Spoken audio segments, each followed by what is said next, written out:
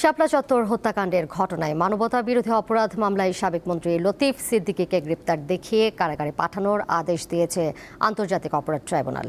বৃহস্পতিবার tribunal ২-এর chairman বিচারপতি নজরুল ইসলাম চৌধুরীর নেতৃত্বে ৩ সদস্যের বেঞ্চ এই আদেশ দেয়। লতিফ সিদ্দিকীর বিরুদ্ধে হেফাজতের সমাবেশ পণ্ড করতে পরিকল্পনার অভিযোগ এনেছে প্রসিকিউশন।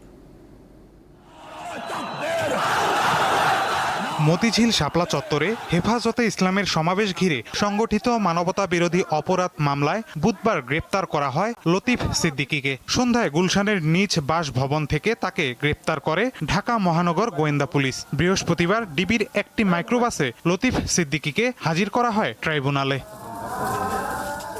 শাপলা চত্বর হত্যাকাণ্ড মামলায় লতিফ সিদ্দিকীর বিরুদ্ধে পরিকল্পনার অভিযোগ এনেছে প্রসিকিউশন। বলা হয়েছে, সমাবেশ ঘিরে সাবেক প্রধানমন্ত্রী শেখ হাসিনার বাসভবনে আওয়ামী লীগের দলীয় বৈঠকে অংশ নেন তিনি।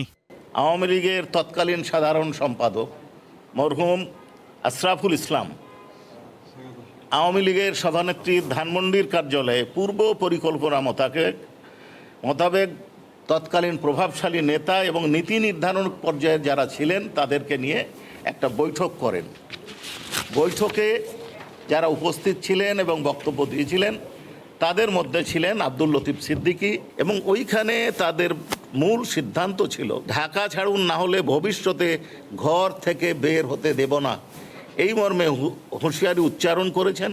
লতিফ সিদ্দিকীর সাথে তার ভাই কাদের সিদ্দিকীও আদালতে আসেন। এ সময় তার ভাইকে নির্দোষ দাবি করেন তিনি।